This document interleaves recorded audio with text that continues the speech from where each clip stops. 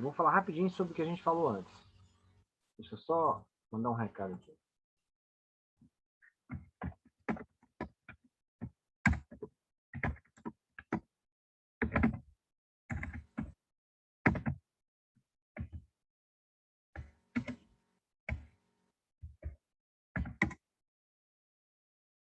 Vamos lá. Eu tinha falado com vocês, se não me engano, sobre o processo de comunicação. Falamos daquela teoria básica da comunicação, né, que é aquele quadro emissor-receptor, canal, mensagem, etc. Aí eu falei de um outro quadro que é mais discutido hoje em dia, que é o quadro semiolinguístico. Aí ele fala do circuito interno e externo, né? E ao falar do circuito interno e externo, ele faz referência à ideia de dialogismo. O que é isso, dialogismo? Dialogismo vem da palavra diálogo, né? Então, a gente fala que quando você tem uma comunicação verbal, seja lá qual for, presencial, virtual, etc., ou eu mesmo lendo um jornal, ou uma revista, ou assistindo televisão, há nessa comunicação, há nesse contato social, um certo diálogo. A ideia de dialogismo surge daí. Que diálogo é esse? É um diálogo que ele extrapola, pensa no quadro interno, né? O quadro externo. Vamos supor, estou vendo televisão. Qual que é o quadro externo aí? É a situação. A situação é eu sentado na minha sala vendo televisão, jornal. Qual que é o quadro interno? Naquele momento, eu estou ocupando o espaço de telespectador, porque estou recebendo uma comunicação de um canal de televisão que passa a ser o eu anunciador, né? Que ali é o âncora do jornal que está falando a notícia. William Bonner, por exemplo, dando a notícia, ele não é mais William Bonner, marido da esposa dele, pai do filho. Ele é o jornalista. O William Bonner não fala daquele jeito na casa dele. Boa noite, vamos começar, minhas crianças. Ele não vai falar isso, ele vai falar no jornal. Então ali ele está assumindo um papel, e eu também estou assumindo um papel, mesmo que na intimidade da minha sala. Nesse quadro, o que tem dentro dele, nesse quadro discursivo, é que ali dentro circula um monte de discursos. E nesses discursos tem vários enunciadores. Então, por exemplo, se ele vai dar uma notícia falando mal do governo, quer dizer, não é que ele fala mal do governo, estou partindo do senso comum aqui. Ele vai dar uma notícia sobre uma má decisão do governo, que são muitas, né? Você pode escolher. O que você quer falar mal do governo, você pode escolher os montes. Você não precisa nem falar mal, não. Só falar a realidade, você já está falando mal. Aí, o que ocorre? Dentro daquele discurso, dentro daquela fala, você tem uma série de discursos, de enunciadores. Enunciadores contrários ao governo, enunciadores de políticas mais à esquerda, enunciadores de políticas mais à direita, mas que também são contrários ao governo. Então, é nesse sentido que esses discursos já existem. Quando você escuta uma pessoa falando determinada coisa, você já fala assim, isso parece fala de quem é da ala tal, da igreja tal. Isso é fala de quem é da ala tal, das empresas tal, né? Então, quando vocês começarem a trabalhar, não sei, aqui nessa turma que só tem negro desocupado, né? Que só estuda, né?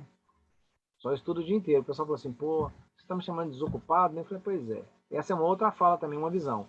Você só estuda, se a pessoa estuda o dia inteiro, faz um curso superior o dia todo, é um trabalho tanto, né? Mas aí a gente fala assim, você só estuda, é igual quando fala um professor, você só dá aula. Eu falei, você acha pouco, né? Quer dizer, você trabalha, dá aula o dia inteiro e tal, e é um negócio pesado. Pois bem, aí o que acontece? Essas falas têm enunciadores internos. Então é nesse sentido que há o dialogismo. Tem o dialogismo externo. Qual que é o dialogismo externo? Estou vendo televisão e estou ali confrontando as notícias com meus modos de pensar o mundo. Então há um dialogismo nessa fala. William Bonner fala como comentarista de futebol, quando ele fala da seleção, ele fala de comentarista político, né? Muito embora ele não emita opinião, mas ele fala das notícias. Aí eu fico naquela de recepção. Ah, eu sou um bom receptor de futebol, porque eu gosto de tal time, não gosto de tal time. Eu sou o receptor das notícias políticas e tal. Mas dentro, no quadro interno, na fala dele, e na minha percepção, tem um monte de diálogo também. Por quê? Vamos pegar um exemplo do dialogismo interno. Quando eu vou falar alguma coisa, ou quando qualquer pessoa vai falar qualquer coisa, a gente sempre fala aquilo que a gente já ouviu, tá? O Bakhtin, aquele linguista que eu falei com vocês, ele disse uma coisa interessante, que a única pessoa no mundo que falou alguma coisa original foi Adão.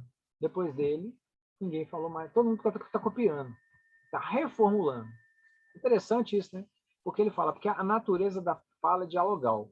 Então você fala uma coisa, aí você escuta outra coisa, aquilo que você escutou passa a fazer parte do seu repertório e provoca uma reformulação do que você fala, Então, vocês jamais vão dizer uma palavra, pessoal, vocês aí da sala, vocês jamais vão conseguir dizer uma palavra que vocês nunca ouviram, imagina. Se você falar uma palavra que você nunca ouviu, saravá não ser. Saravá, baixou um santo aí, né? William Shakespeare baixou, não, você falou, e você nem lembra, porque não tem jeito.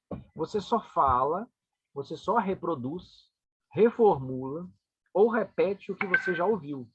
Por isso que é importante ler. A ideia de diálogo é essa. Toda vez que eu entro em contato com o discurso, eu reformulo ele de alguma forma. Eu dialogo com ele. Então, nesse sentido, quando você pega alguma coisa, algum texto, existe um dialogismo interno no texto, ou seja, o texto está repleto de outros discursos. Pensa na redação que vocês fazem. A Iná, de vez em quando, vira para mim e fala assim, pai, me ajuda a fazer uma redação aqui? O que você acha que eu falo? Ah, minha filha, pesquisa tal coisa, tal coisa, tal coisa.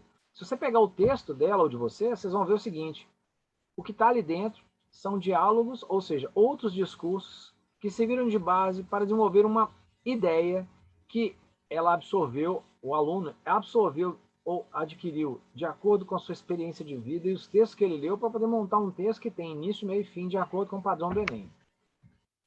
Então, se você lê muito, mas eu digo ler, gente, não é naquela leitura que entra por aqui, sai por aqui, ou sai por onde, outro lugar qualquer. É uma leitura atenta, aquela leitura assim, nossa, entendi profundamente o que está se dizendo ali.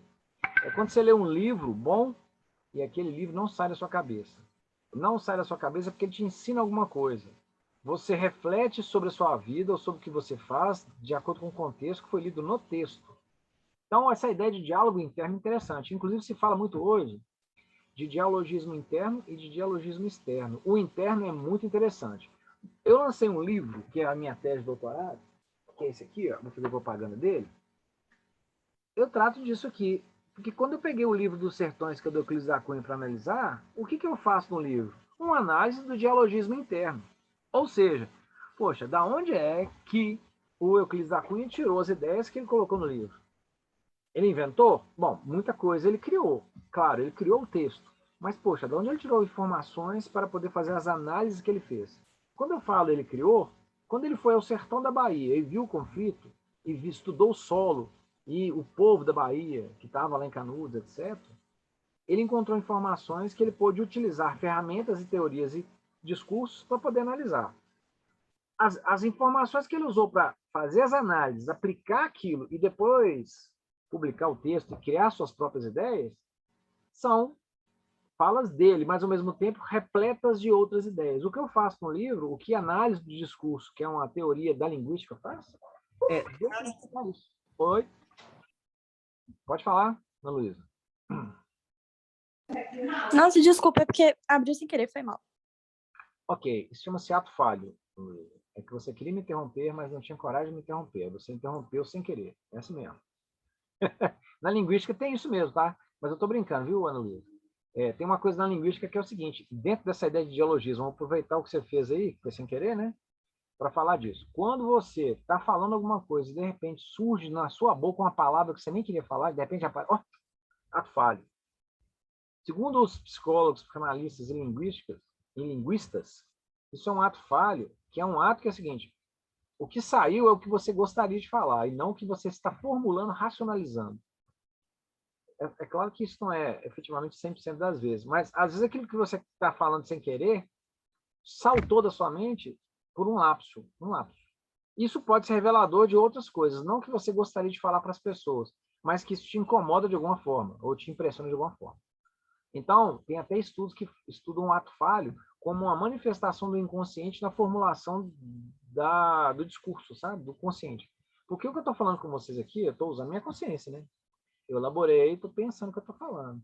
Mas se sai alguma coisa assim, pode ser um ato falho, que revela uma outra coisa que eu gostaria de falar, mas que está passando despercebido. Ah, lembrei de uma coisa. Né? Então tem muito disso. Eu vou compartilhar com vocês aqui o slide. Então é isso. A gente fala de um dialogismo interno e externo. E aí tem uma coisa que vocês já estudaram na escola, tem certeza, que são as funções da linguagem. Eu vou compartilhar agora. Todo mundo está lembrado disso? Sim. Eu vou falar rapidinho, então, que vocês já são macaco velho nisso aí, né? Vocês já estão careca de saber esse negócio, imagina. Esse slide aqui, eu montei pensando na aula, mas assim, como eu já falei do que eu falei na aula passada, eu falei dos elementos da comunicação, eu não vou repetir, né? Eu vou direto às funções. Ó, essa teoria das funções foi escrita por Roman Jakobson, que é um linguista, se não me engano, eu acho que ele é holandês. Bom, não lembro a nacionalidade direito, mas é alguma coisa assim, finlandês. E ele escreveu isso, se tornou uma das primeiras teorias da linguagem sobre o uso da língua. É interessante, porque ele trabalha com a ideia de funcionalidade. Então, ele pensa no quadro externo da comunicação e para que nós vamos conversar. Por que nós estamos aqui? A partir dessa constatação situacional, ele parte para o tipo de texto que vai aparecer, as características e as funcionalidades. Quando a gente vê isso, assim, parece uma coisa, os alunos estudam isso e decoram isso. Mas quando você começa a entender, isso entra na sua cabeça e não sai mais. Por quê? Todos os discursos, ou a maioria daqueles discursos que a gente é exposto no dia a dia, tem uma componente desse discurso. E aí você começa a falar assim, isso não é lugar do cara usar esse discurso, não, tá querendo me enrolar. Né? Palestra de vendedor. O cara tá me enrolando. Porque uma palestra, ele tinha que ter mais... Uma palestra que fala assim, técnicas de venda. O cara não está usando a linguagem referencial, a função referencial, eu digo, então ele não está me passando nenhuma informação, nenhuma prescrição. Ele está tentando só me persuadir pela emoção. Então você começa a ficar mais atento a essas coisas. Né? Vamos lá. Vamos pegar nela aqui. A primeira função que eu vou falar hoje rapidamente aqui, eu vou ser bem rápido nisso, tá, gente? A função emotiva ou expressiva é aquela, muito dos discursos que a gente escuta nos jornais, por exemplo, que é os artigos de opinião. Fala fulano de tal, o fulano de tal vai fazer uma avaliação, a opinião dele, uma análise. É claro que para fazer análise ele tem que usar de alguns fatos da realidade para poder construir argumentação. Então, ele é sentado no emissor, é a opinião dele. Isso aparece nos jornais, nos artigos de opinião, nas biografias, nas memórias e também no discurso literário, quando você pega um discurso relatado, desculpe, uma citação direta, né? Fulano falou, eu acho que tal coisa é assim, assim, assim. Isso é a fala da pessoa. Aí está a função emotiva ou expressiva. Então, você vai ver que é geralmente em primeira pessoa, tem julgamento subjetivo, né? O que é isso? Tal coisa é boa, tal mulher é bela, né? Tal coisa é assim, tal coisa é assado. Eu faço julgamentos que são muito pessoais, então é subjetivo. Eu não posso tomar isso como uma verdade absoluta. Interjeição com valor emotivo do tipo, nossa, nunca, ai, né? Entonação característica da oralidade, né? Ô droga, porcaria, ó trevas, né? São coisas que a gente fala, não vou falar palavrão, né? Mas poucos, né? Então vai ficar só nesse. Coisas da oralidade mesmo. As figuras literárias que a gente vê, né? As metáforas, as figuras de linguagem e as criações literárias são características.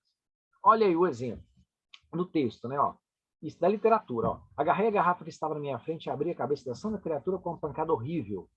De nada mais me lembro, ouvi um berro, um clamor, senti o pânico em redor de mim e corri para a rua como um ébrio. Foi quando, quer dizer, aí há um relato que tem figura de linguagem, né? Você pegar e abrir a cabeça da santa criatura, né? Eu tô qualificando a pessoa com o uso da figura de linguagem, né? Pancada horrível. Existe pancada menos horrível? Talvez a que mais dói ou mais letal, né? Mas pancada é horrível em todo sentido, né?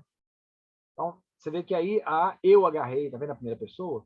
É tipo da literatura. Na propaganda acontece também, ó, quando o comercial é feito através de estímulo de artistas. Por exemplo, a Xuxa, né? A Xuxa tá lá e fala assim, use Monange. Monange é isso, Monange é gostoso, Monange é não sei o quê. Ela tá ali, cara. A Xuxa não usa Monange, mas ela dá uma, vamos dizer assim, ela descreve o produto, né? E ela dá o ponto de vista dela ao mesmo tempo. Olha, use, eu adoro, eu gosto, eu aprovo. Né? Ela não entende nada, a Xuxa não entende nada de cosmético. Ela usa bons cosméticos. Ela entende por ser usuária, mas não por ser uma especialista nas propriedades dos cosméticos. Né? Então, nesse sentido. Bom, nesse caso, a propaganda está fazendo isso para criar adesão nos consumidores. A função referencial, segunda agora. Né? Primeiro foi expressiva, agora referencial. Ela é própria dos jornais e das notícias, né, dos textos científicos, dos manuais, das prescrições. Ou seja, ela te dá informações sobre a realidade, ela é mais denotativa. Ou seja, é objetivo. Portanto, tem que ser na terceira pessoa. Não pode ter envolvimento do sujeito, o sujeito desaparece. O que prevalece é o referente, ou seja, o conteúdo. Né? Então, olha lá. É neutro o emissor. William Bonner dando notícia. Um caminhão desgovernado desceu a Avenida Governador Valadares e bateu no poste da esquina com Amazonas. O motorista foi levado para o hospital, fez o teste do bafômetro, que não acusou embriaguez. a ocorrência está sendo conduzida pela Polícia Civil de Betim. Eu dei uma notícia, não dei? Eu não falei que ele é um safado, que ele estava correndo, não falei nada disso. Não falei que foi uma batida terrível, não posso falar isso na notícia. Um acidente de graves proporções, né? Ou de grandes proporções, aí tudo bem. Eu tenho que usar um termo mais polido, eu não posso ser assim, vamos dizer, fazer nenhum eufemismo, não usar nenhuma figura de linguagem para qualificar qualquer coisa que a notícia transmita, né? Ele é informativo. A terceira pessoa aparece, é sempre ele, né? O caminhão, o motorista. Né? Aplicação, jornalismo, carta comercial, redação técnica, manual de instrução, bula, relatório, resenha. E na propaganda são aquelas informações sobre o produto, né? Então você está vendo, computador Dell, o melhor do mercado, aí tem lá tantos gigas de RAM, teclado, mouse, memória não sei o que, isso tudo é referencial, porque aquilo que está ali está sendo oferecido. Você vê que para determinados produtos, se eu falar assim, computador, R$500, eu falo, eu quero ver a configuração, porque R$500, velho, deve ser uma bosta. Aí você vê, não, é o topo das galáxias. Aí você pensa, é roubado. Mas está na televisão, você é uma grande casa né, que vende produtos, tirando o Ricardo Eletro, né, que o Ricardo Eletro acabou e né, eles compraram um carro roubado, né, gente? Isso já está no jornal, inclusive. Então, assim, quando o cara é honesto, quando a coisa é limpa, dependendo do preço, você já desconfia, isso não está legal. Então, precisa ter informação do produto, senão você não vende, né? Fique desconfiando. Pois bem, exemplos, lá, Museu de Arte Contemporânea, aberto de 9 às 18 horas, Rua do Ouvidor, Rio de Janeiro. É uma propaganda? Estou divulgando o endereço do museu, seu horário de funcionamento, mas a função que está colocada aí é a referencial, porque só dá informação. Né? Visite o maravilhoso Museu de Arte Contemporânea, aí já mudou, que dispõe de um shopping interno e de lanchonetes, restaurantes, pista de dança e conta com exposições de arte de diversos artistas. Então, é meio incomum uma galeria de arte fazer uma propaganda assim, mas se fosse feito assim, já teria um pouco de referencial e outras funções que eu vou falar agora. Olha, outro exemplo da propaganda, software espuma de banho com hidratante, umectante e vitamina E. Então, ele está divulgando o produto, mas está dizendo que ele tem. Ele tem hidratante, umectante e vitamina E. Se você for lá e tirar, tem mesmo. O cara foi lá no laboratório, tem tudo isso. Né? Bom, passamos então à terceira, que é a função apelativa ou conativa. Essa é típica das propagandas, mas é daquele tipo de propaganda, digamos assim, mais vulgar. Vulgar em que sentido? Mais popular. É aquele que você está andando na rua, o cara assim, ei, cliente, venha para a nossa loja comprar, aquele com o microfone, né? Venha comprar, camisola não sei o quê, leve 3 e pague 2, tantos reais. Venha, compre, né? Esse tipo de propaganda. Isso acontece também não só na rua, mas também assim, beba Coca-Cola, vote em fulano, vote esse canto. O que acontece? Ela é dirigida para o leitor. A pessoa está falando com você. E ela é dirigida ao leitor. E aí, a ideia é persuadir a pessoa a fazer alguma coisa ou acreditar em alguma coisa, né? Isso pode acontecer na propaganda, no discurso religioso, no discurso político, né? Qual que é as características? Ó, o verbo do modo imperativo, faça, beba, compre, vote, né? E os vocativos. Você, leitor inteligente, esperto, não pode deixar de comprar tal coisa. Quer dizer, o vocativo aí. Se você não comprar, você não é nada de... Você é o contrário do que eu falei, né? Então acaba criando uma espécie de categoria argumentativa para te convencer. Que é isso? Isso é muito comum quando você está assim, defendendo uma tese e tal, você fala assim. Gente, sabe-se que o governo é muito ruim. Quando eu falo sabe-se, o efeito argumentativo é mais poderoso do que eu falar assim. As pessoas acham que o governo é ruim. Aí alguém pode falar assim, eu acho que é bom, né? Agora, quando eu falo sabe-se que o governo é ruim, o efeito argumentativo, no debate público, ele é mais eficiente no sentido de evitar que a pessoa se manifeste. Não, eu não sei não. Porque o sabe-se coloca assim, se você não sabe, você é tolo. Porque todo mundo sabe. Quem não sabe é burro, né? Cria um efeito. Isso são estratégias, né? Mas vamos lá. Isso é outra história. Aí os exemplos. Ó. Antes de escolher seu carro de 97, vá para a concessionária Ford. Que agora não existe mais, né? Então não vá na Ford. Beba Coca-Cola. Beba. E morra de cirrose. Né? Se você beber só Coca-Cola, você vai ter um problema no estômago. Vote em X. A escolha do eleitor inteligente, tá vendo? Se você não votar em X, você é burro. Cria um efeito, né? Finalmente um novo banco. Sente-se, saia, aguarde na fila, não fume. São todos exemplos de função conativa. A função fática, então a quarta, é aquela que regula as relações sociais, gente. É aquela que você, quando eu cheguei aqui, eu disse, boa noite, vamos começar então. Obrigado pela presença. Isso é a função fática. Vai começar. E aí, quando eu terminar, eu falo muito obrigado, tchau. Pronto. Se eu entrar sem falar nada, e se eu sair sem falar nada, eu não regulo a relação social e não dou início e fim à comunicação. Vou passar por antipático e mal educado. Tá? Então, no telefone, eu acho que eu já falei só ao passado, no telefone, alô? Ah, tá, tchau. Se eu não falar alô e não falar tchau, desligar antes ou ligar depois, a pessoa fala assim, nossa, que grosseria, né? O Jornal Nacional, eu acho que eu falei só ao passado, não falei, gente? O Jornal Nacional, quando ele vai começar, quando ele vai terminar, não falei? Ou não? Eu acho que não. O Jornal Nacional, quando vai começar, ele usa a função fática para começar e para terminar. Quando ele vai começar, ele começa assim, ó. A televisão até treme. O volume é alto, né? E aí, os caminhoneiros não sei o quê. Agora, no Jornal Nacional, é alto. Aí começa. Se você está no banheiro, você dá descarga rapidinho, vai para a sala. Vai começar o jornal. Ou seja, a função fática vai começar. E já repararam como ele termina? A música é assim. Ela é baixinha e vai abaixando. Então, quer dizer, quando começa, é uma função. Para diferenciar do final, agora está terminando. Quando começa, é alto, é rufando os tambores, né? Então, a função fática até nisso. A Rede Globo tinha, antigamente, um negócio que era o seguinte, quando começava, tá passando o filme, vai entrar propaganda e fazia plim, plim. Função fática. Ó, propaganda. Quando voltava, plim, plim. Aí você está no banheiro, você vai correndo de novo, fez o pipizinho, vai lá, opa, vai voltar o filme. Quer dizer, ele fazia da função fática, ó, vai entrar propaganda, voltou a propaganda, né? Agora tem uma musiquinha. Aí volta. Né? É mais sutil. O plim-plim ficou uma coisa marcante. Tem uma pergunta aqui. Muito bom, kkk, Laura rindo. A Laura, ela só sabe rir, né, Laura? Isso é bom. Rir faz bem, ó. Características. Manifestação da necessidade ou desejo da comunicação. Eu desejo comunicar algo, então ele fala, né? Mantém os vínculos, ok?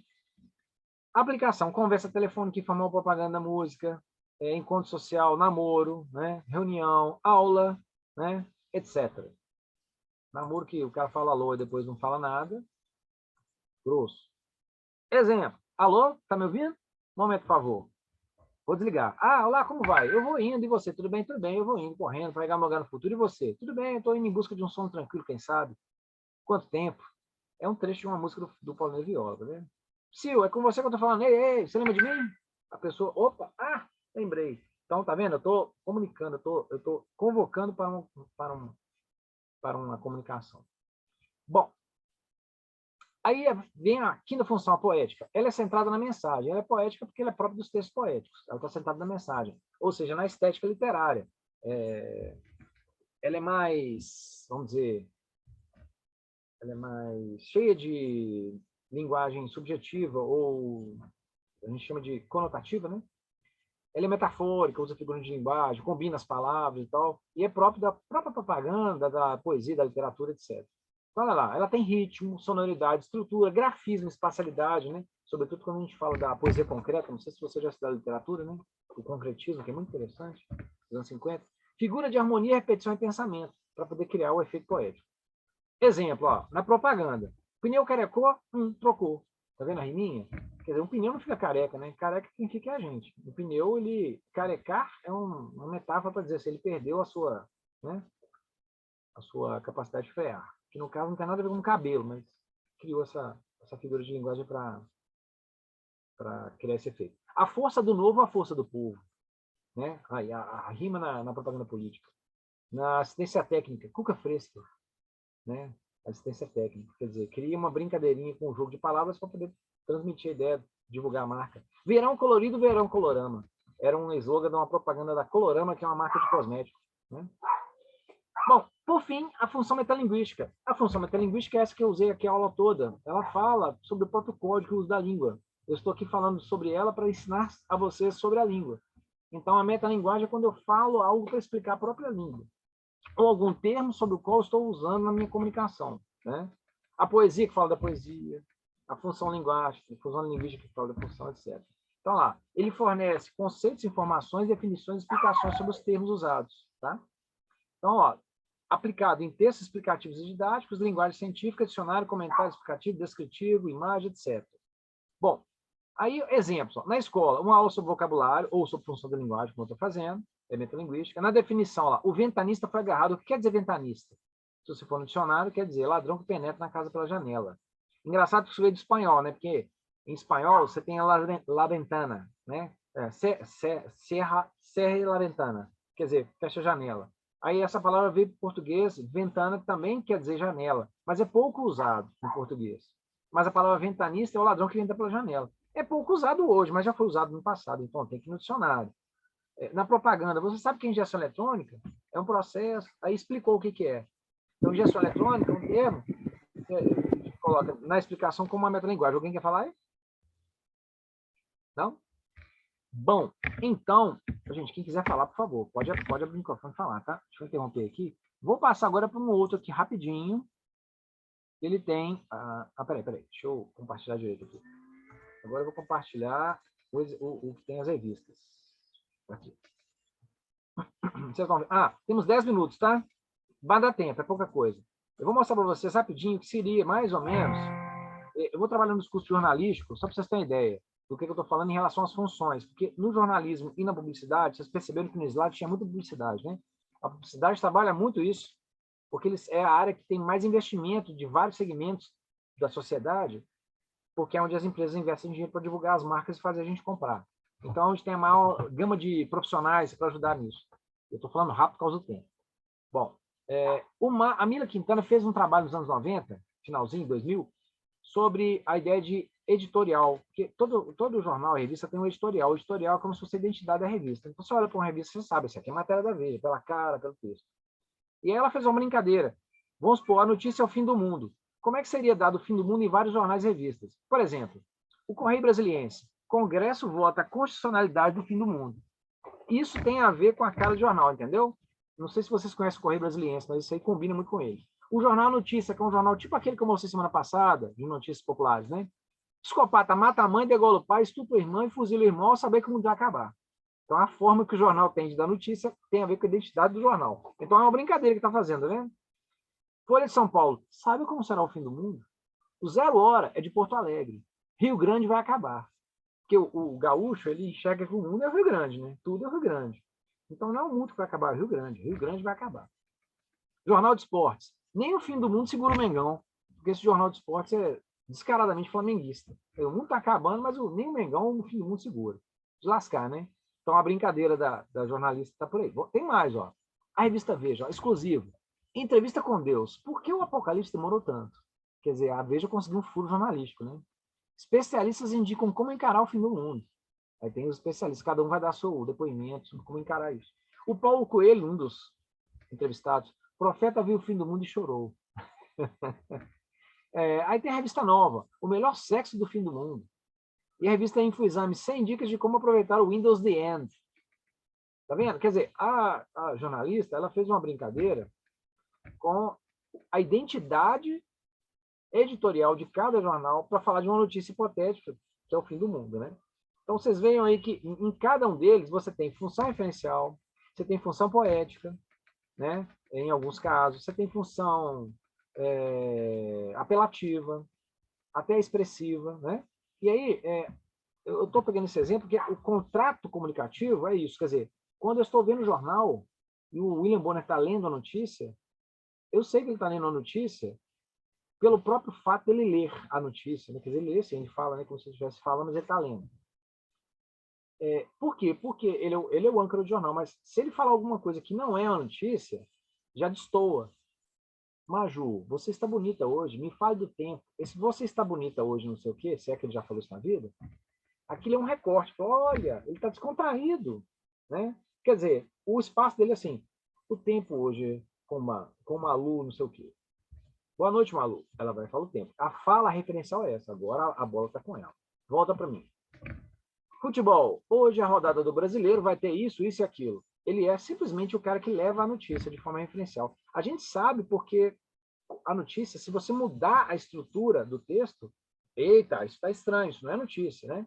Quer dizer, existe uma identidade. E essa identidade, quer dizer, uma característica que define o que é notícia. Agora, o Jornal Nacional, ele tem um jeito de fazer a notícia diferente do Jornal da Band, apesar de ser parecido em muitas coisas, diferente do Jornal Escrito Folha de São Paulo, diferente do 0 Hora, né? E assim por diante. Então, essa linha editorial é que define qual é o papel, vamos dizer assim, a identidade do Jornal Nacional, que é o tal do enunciador institucional. Volto lá no início, quando a gente fala que tem o quadro comunicativo externo, que é o que a gente está aqui agora. Mas tem o dialogismo interno. Ou seja, que enunciadores eu vou usar? Então, por exemplo, que enunciador eu estou usando aqui? Eu aqui sou o enunciador, professor de linguística. Só que eu uso outros enunciados. Enunciados de Mikhail Bakhtin, quando eu falo que a linguagem é dialogal. Então, quer dizer que o Satie falou que a linguagem é dialogal. Eu não inventei isso, eu estou pegando o Bakhtin. Ou seja, há um diálogo interno dos vários contextos que me formaram e eu estou fazendo essa aula a partir disso. Eu não inventei isso, né? Eu criei algumas coisas, mas assim, aplicações das teorias, quando eu fiz a tese. Então, eu apliquei uma ideia de matriz discursiva, que é um termo criado em cima de conceitos como esse de linha editorial, ou de enunciador institucional, ou de dialogismo, entende? Então, assim, quando você quer entender um texto, é importante você fazer a decantação, a gente chama. Então, quer dizer, se eu começar a separar, vou voltar com o exemplo da minha filha aí, ela faz o texto, ela pegou 3, 4, eu olho assim, você usou informação da ciência para falar sobre o efeito estufa, você usou a informação da política para falar das ações do governo, de algumas ações de grupos não governamentais e dessa linha, vamos dizer assim, filosófica da proteção do ambiente. Eu vejo essas vertentes. Então, você tem lido coisas assim, você usou coisas assim, assim, assim, e isso compôs um texto que tem começo, meio e fim. Então, ao interpretar, a gente faz isso. E com as funções, você entende, pelo menos em parte, como que essas coisas se articulam, e é onde que às vezes não está certo. É aquela história do cara dizer, você tem que aceitar o que eu estou falando, né? Geralmente, por quê? Eu estou te dando informação. Não, você não está me dando informação. Há um pouco de informação no que você está me falando, embora algumas sejam distorcidas. Agora, o que você está tentando me fazer é mostrar um ponto de vista. Eu não sou obrigado a aceitar. É por isso que às vezes a gente fala assim, eu tenho um amigo que dá aula na escola pública, é uma escola particular, para ensino fundamental, e ele falou de a questão da religião nas escolas, né?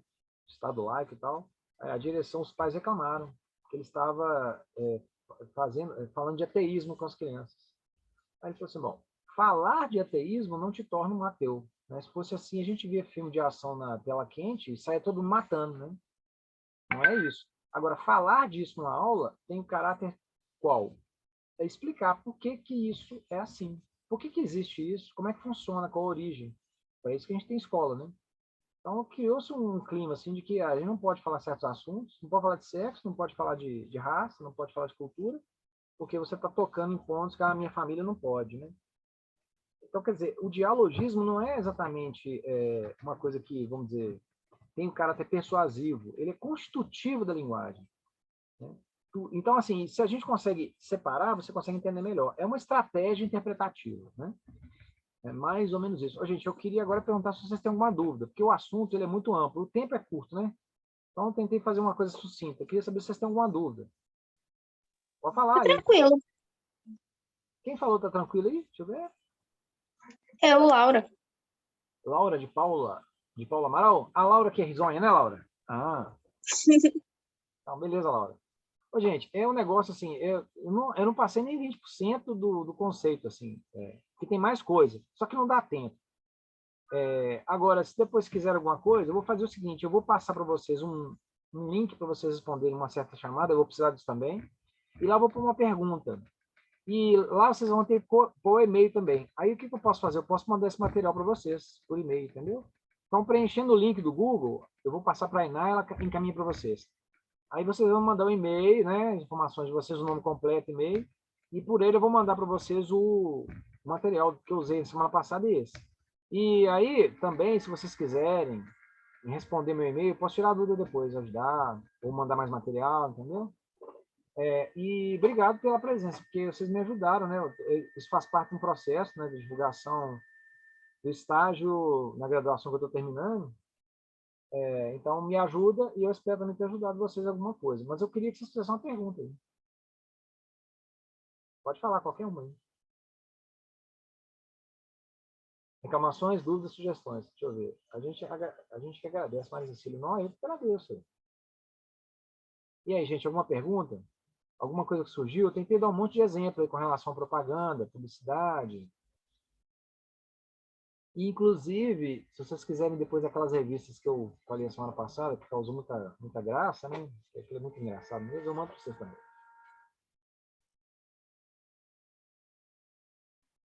Bom, gente, nós estamos no minuto final. O programa vai se desligar sozinho, você sabe, né? O Zoom é assim. Então, eu agradeço de novo e eu que achei ótimo. E daqui a alguns minutos eu vou mandar o link para a Iná, ela vai passar para vocês. Tudo bem? Obrigado e... Tá tranquilo, obrigada a você. Tá bom. Gente, então, quando precisar, só falar comigo aí. Falou? Obrigado. Muito obrigado. Tchau. Até mais. Obrigada, viu? Até mais. Tchau, Foi obrigado. ótimo, até mais. Valeu, tchau.